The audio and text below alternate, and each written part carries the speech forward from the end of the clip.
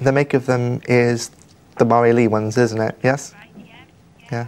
Julian's stammer would obviously affect his job quite significantly if he can't sort of answer a simple question that a customer might ask when they come in, which I know has been the case in the past. It can obviously be very frustrating for him to the point where, it might be awkward for all parties.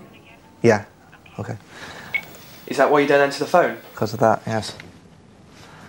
Oh. Laurie. As well as being taught a new breathing technique to combat their stammer, the programme also deals with overcoming the fear of speaking, which is seen as a learned behaviour amongst stammerers. 51. When you do the number, be a bit more assertive. 51. Let's do 51. Very good. After mastering abstract words, the students are invited to stand up and say their name and where they're from. Now, I'm not going to put you in any order. You decide when you're ready. You can just stand behind your chair, and that can be my way of knowing that you're ready to go. But don't forget, no holding back, so there should be jumps towards challenges, and we already have one. Great. Just take your time.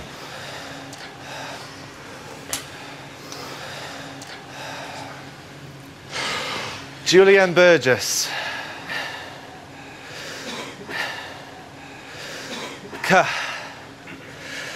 Cardiff.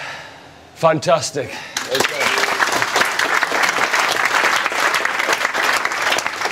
This was the first time I'd ever heard Julian say his name without stammering.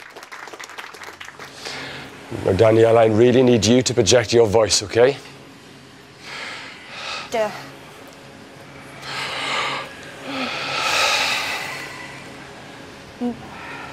Danielle Finch. Are you happy with that? Yeah. Yeah, let's say it again, but let's get the pause right first, and then the new breath, and then say it at the top of your breath, OK? Then I'm happy, Danielle, that we're using proper technique, yeah? Right. OK. Danielle Finch. Fantastic, good. Carry on. I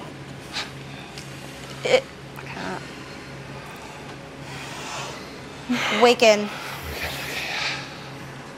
And we're going to finish with your name again and hit it big. 3, 4, 5. Danielle Finch. OK, well done, Danielle Finch. Stand up for your clap. Terrible. Oh my God.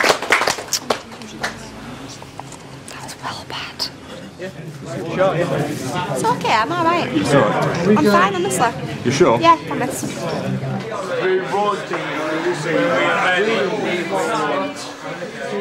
And she found that she was struggling a bit on her name. She's thinking, oh no, all that effort, it's not working for me. And I think that's the emotions that were going through her head at the time. The thought that you could be within touching distance of recovery, it gets you there. Danielle has lived alone since she was a teenager, so being able to work is vital. However, she has found it difficult to find employment because of her stammer. People will be watching this, right, and they'll think, oh, well, if you can go modelling and you can do this, how come you can't go and work? But if they were me, then they'd know why. Danielle did work at an insurance company, but was forced to leave when her job description changed. They said, can you go on the phones? I said, no, I can't. Obviously, you know I can't. So then they said, oh, well, there's nothing much else anymore that you can do, so I got laid off. So then I couldn't afford all my rent and everything. So lost, like, an apartment, a job, and everything I wanted. I do want to work my hardest. I do want to work every day. I'll get up at 6:30 and I'll go and work all day. when I've got my new voice. Like many other stammerers, I knew that Danielle and Julian had both avoided using the phone in the past. It was apparent how anxious they were when asked to confront one of their worst fears. Do you remember I was teaching you yesterday that first sound is like a punch bag? Yeah. I want you to really hit that punch bag. Danielle Finch! It's too hard. It's not. Okay, in your own time.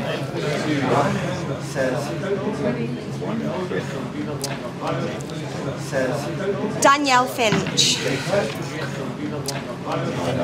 I'm calling from the telephone session in Cardiff. Could you give me a ring back on this number? Thank you. Bye. Well done. Very good. Well done. Voicemail? That was fine. I hate voicemail and all. Well done. Especially your name, you sounded confident. I'd like for your next call. Next call? Okay. Julian Burgess. Bye for now. Hiya, Alan. I've had about 5 calls now, and they've been very, very good.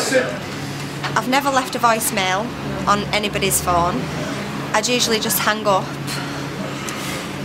And today, I've left about 5.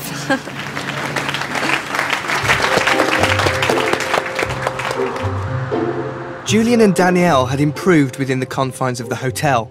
However, tomorrow would bring the toughest challenge yet. They'd be going into the city centre with an assignment to make contact with 100 different people. If that wasn't enough, they then get on a soapbox right in the centre of Cardiff. Each new student will get up and give a public speech in front of maybe 100, 150 people. They're not letting fear stopping them from doing things anymore. Excuse me? Oh, you don't hear me. Nope. Not a problem. It's his I problem. think he's slightly deaf. Look, excuse me. Have you... Did she stop to Nope. look at you? Nope. This animal. Completely ignored me. I'm going to ask someone. Get that. Excuse me, please, right? Excuse me, please. Excuse me? Have you got the time at all? Excuse me? Have you got the time?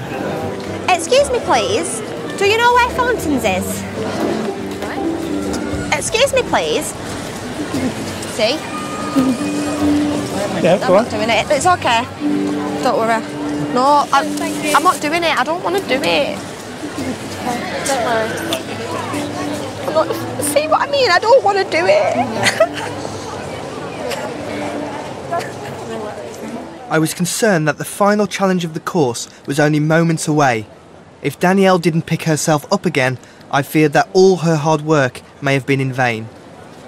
Excuse me? Do you know where Fountains is? Best one yet. Gather around, people of Cardiff. We've got a story for you. A story that's amazing, that's wonderful. 3 days ago, I met 19 very brave people, and speaking to big audiences is their greatest fear. With emotions running so high, I knew there was no guarantee that Danielle and Julian would successfully manage to make a speech in public for the very first time. John Howman. Lebens. Neil Morris. Recovering stammerer.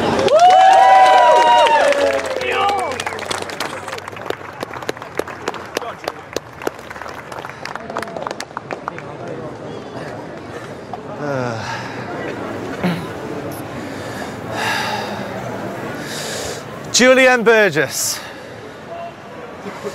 3 days ago, I could barely say my name. Now, you can't shut me up. I just want to thank Kevin Phelps for all he's done, and to thank everybody on the programme. Julian Burgess. Well done. Congratulations. Good. Go on, Danielle.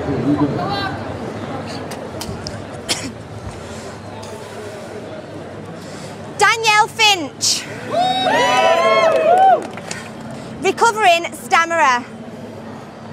I would just like to thank everybody from the McGuireprogramms for everything. I now feel confident to stand up here in front of everybody and say my name, Danielle Finch. I got off there and I was just shaking. My hands were going, my knees were shaking. I was like, oh, and I felt brilliant. I was actually trying not to cry. Seriously, I mean, the emotion is just so overwhelming. I could see that everybody was smiling at me, and well, I didn't hold back one bit, so I'm extremely happy. It's been a roller coaster. I've been crying, smiling, laughing, everything. Lots of emotions. It's really hard. Now, I'm in control, and it feels good.